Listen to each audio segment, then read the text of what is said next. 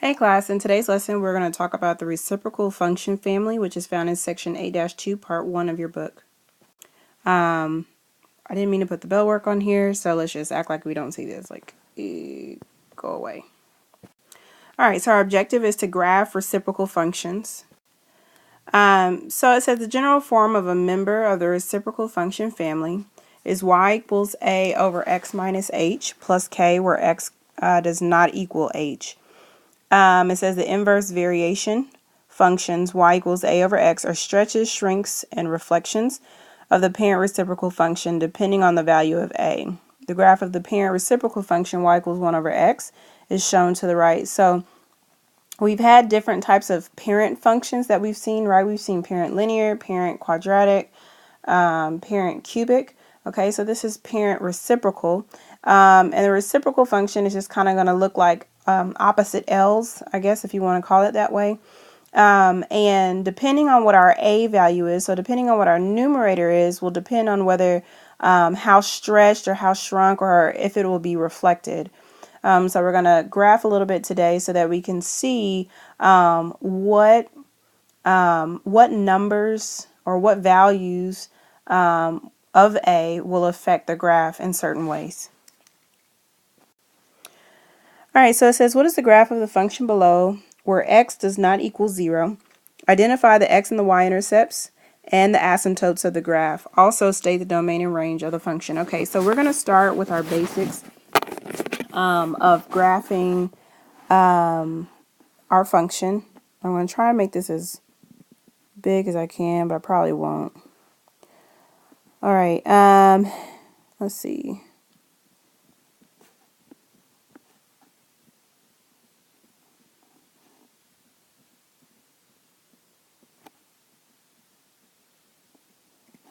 Okay, we're going to start with our favorites, which are -2, -1, 0, 1, and 2.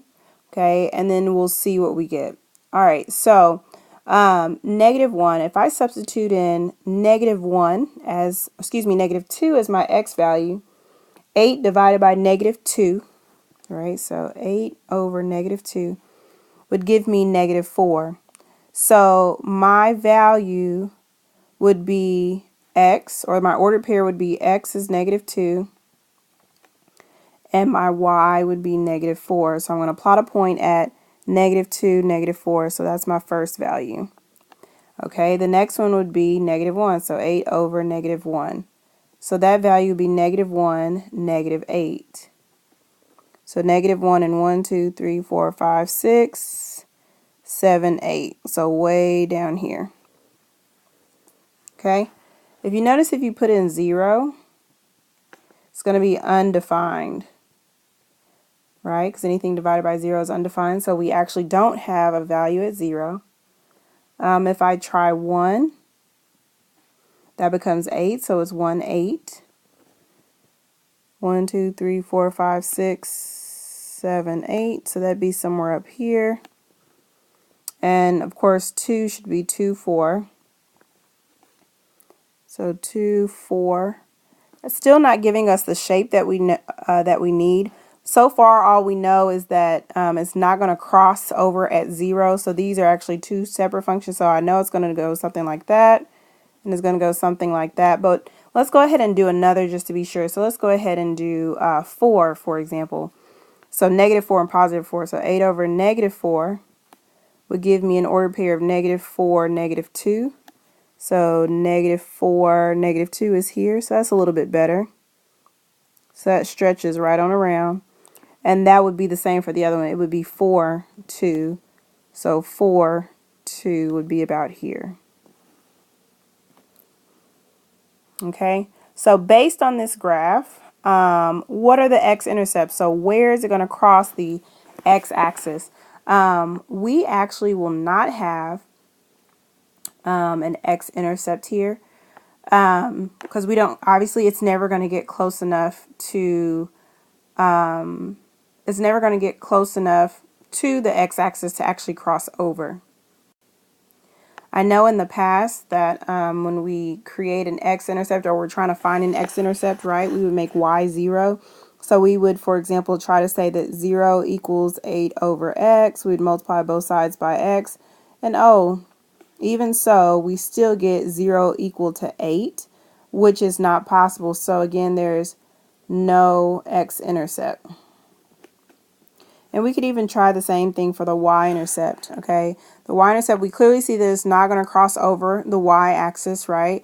And we even tried it. We tried making x 0. So we had y equals 8 over 0, which is undefined. So again, there is no y-intercept. And then the last thing states, it asks for the asymptotes. So asymptotes are parts of a graph that, if we think about our x values, what x value, okay, so asymptotes. Okay, so vertical and horizontal asymptotes are imaginary lines that a graph essentially jumps over. So for example, our asymptotes, and I'm going to choose a different color, I'll choose purple. For example, our vertical asymptote would actually be our, and I should use a different color even than that. Let's just use the highlighter.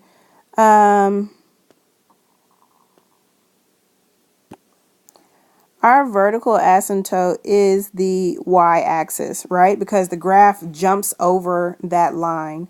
So our horizontal, and you'll see I'll write HA quite a bit. So HA, our horizontal asymptote will be, because it's a horizontal line, that means x, right? So this would be x equal to 0.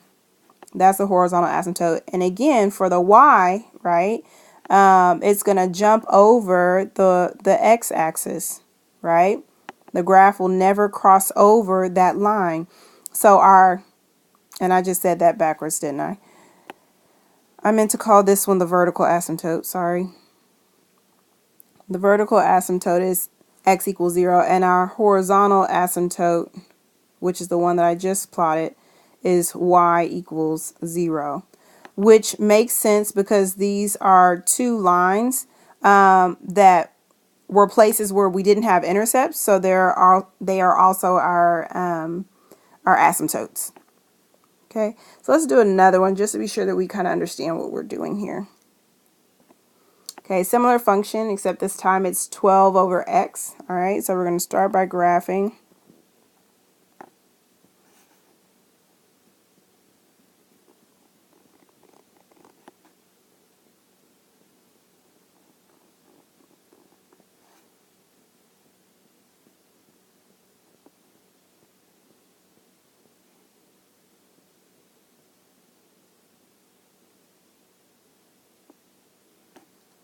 All right, so on the first one,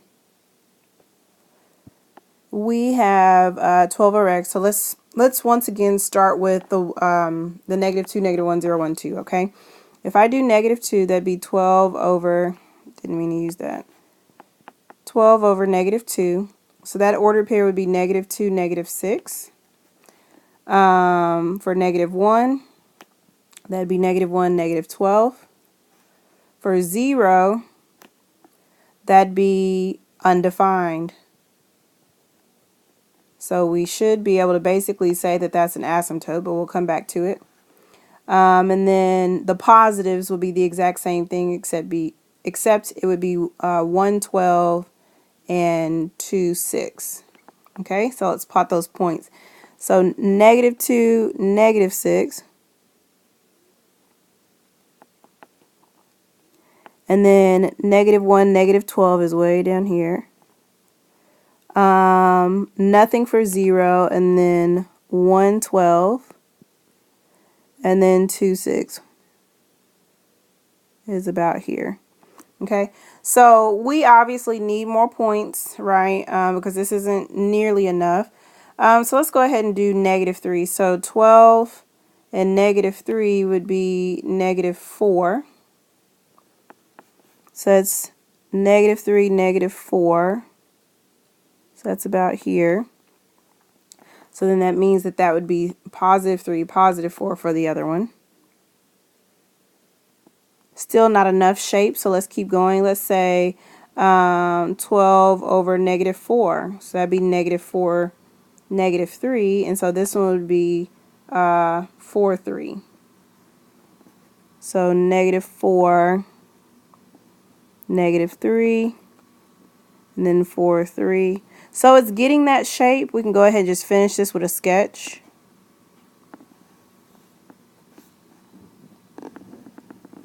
Which could also be verified in our calculators, right? And so from here, identify the x and y intercepts. Well, clearly, once again, there are no x or y intercepts. So no x or y intercepts. Okay. And I realized on the last one, I forgot to talk about the domain and range, so I'll talk about it on this example. The asymptotes, again, the vertical asymptote is here, which means the vertical asymptote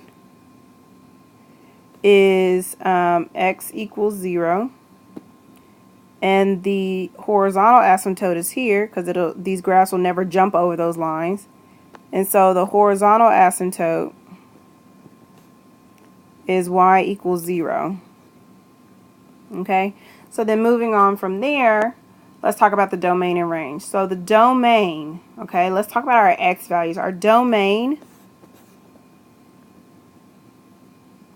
if I'm looking from left to right of my x values, right, my domain is all real numbers except the asymptote, which happens to be x equals 0, right? Because I can use any x value I want to for this graph except for 0, because 0 is where it will be undefined. Okay, our range is essentially the same thing. Okay, our range is talking about our y values, right? So our range is all real numbers except when y is equal to 0, because again, it's going to jump over the axis there. Okay. All right, so we've answered everything about try 1. So we've got a lot of vocabulary going on here. The first thing you need to do, obviously, is to graph. Okay, and then we need to remember how to find your x and y intercepts. So remember, that's when you set your x or your y equal to 0. Okay, if you can't visually tell what it is. And then from there, stating your domain and range, the asymptotes are basically where there are no intercepts. Sometimes it's like that, sometimes it's not. And then, and we'll talk more about that, but on these examples, they will always be either just an x equals 0 or y equals 0. And then the domain and range, okay, will most likely have something to do with those asymptotes. Okay, so let's keep going. All right, in example 2, it says for each given value of a, how do the graphs of the functions below compare? What is the effect of the graph, and sketch? Okay, so this is an example. Like, even if we were doing this in class, we would strictly do this example in the calculator. So what I would want you to do is turn on your calculator and go to y equals, clear out anything if there is anything there. And I want you to type in where it says y equals. The first one would be y equals 6. Or excuse me, the first one would be y equals 1. Let me just go ahead and erase this. Okay, so the first one is actually going to be y equals 1 over x. That way we know what we're comparing to. So 1 divided by x. You graph it. We get a chance to see it. Be sure you're looking at a standard window. Otherwise, it might be confusing. So remember, that's your -10, +10, -10, +10 for your mins and maxes. And then from there, we're going to keep going. So our y2 will be this graph here. So y2 is going to equal 6 over x. And what I want you to do is, on the left side of the y2, that's where you can change what type of line you want it to be. So I just want you to press enter once, and it should give you a thick line. Okay, so when you type in 6 divided by x, you get to see how it has affected your graph. So let me go ahead and start sketching these. So the original one was something like this. And see on here I can use different colors, but on your calculator we actually just have to show the thickness as two different lines. So this, for example, would be y equals 6x, or 6 over x. Okay, then the next one I want you to do for your y3 is I want you to put 0.25 over x. So go back to your y equals, put 0.25 divided by x. And then the line, okay, we need to fix that one again. So press enter for a thick line. Press enter again, that would be shading above. Press enter again, that'd be shading below. Press enter one more time. You'll get something that looks like a key. You get something that looks like a O. And then one last time after that, you get something that is dotted. So we want the dotted line for this one. Okay, and then graph that. And what you'll notice is that this one's even closer to the line. So this one is like way up in here.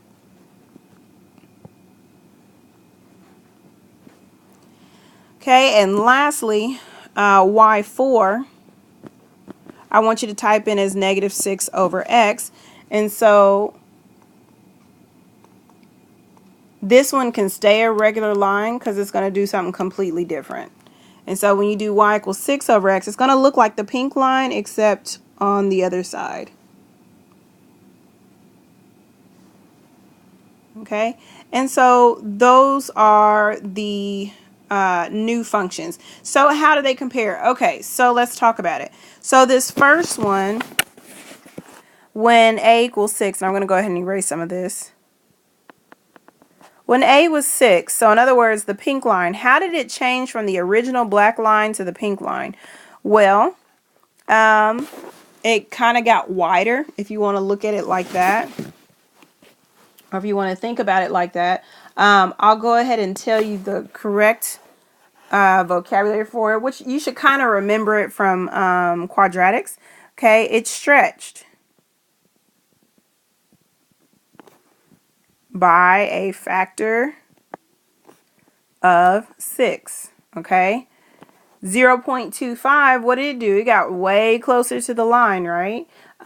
We would use, in the past we would call that compression. Here we're going to call it shrink. So it shrunk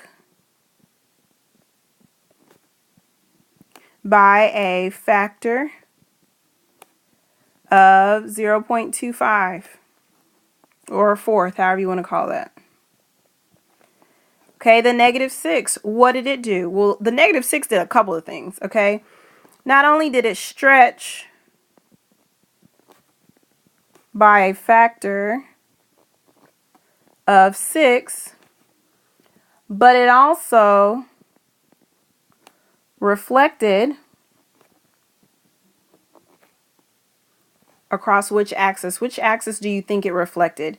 Did it reflect across the x-axis, or did it reflect across the y-axis? Truthfully, here it's actually going to be reflected in the x-axis. And again, if we want to go back and prove why, if you remember when we first started transformations, whenever you just simply make the function negative, you're reflecting in the x-axis. If you're trying to reflect in the y, that means you make your x negative. So technically this one is actually, this particular one is reflected in the x and the y-axis. But most times when we're talking about reflections for reciprocal functions, most times it's going to be the x-axis. Okay, so we've described a lot. So let's go ahead and look at our last try. All right, so again, we have a graph. This is going to be our regular part. Okay, so if you need to practice again in the calculator, you can do 1/2 over x. By the way, we know that's the same thing as 0.5 over x. Okay, then the next one would be 2 over x. And the last one would be negative 0.5 over x.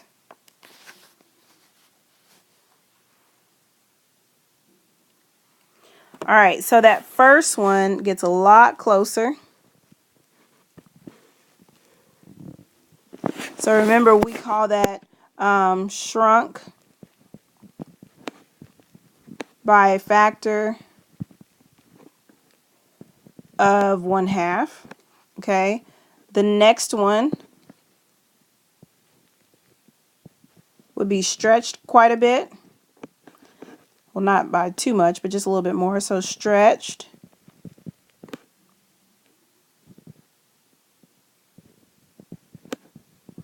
by a factor of 2. And then the last one, I didn't mean to make it so boxy. But this one would be shrunk by a factor of 1/2 and reflected in the x-axis. And we are done, guys. This next slide is basically just a summary of what we've talked about with stretch, shrinking, and reflection. So just remember that when you stretch, that means your A value has to be greater than 1. When you shrink, or we've been calling it compression, right, with other types of transformations, that's when it's between 0 and 1, so most likely like a fraction or a decimal. And then a reflection is when your A value is negative. And in this case, like I mentioned, it is going to reflect in the x-axis. All right, guys, that's it. If you guys have any questions, come see me for tutoring.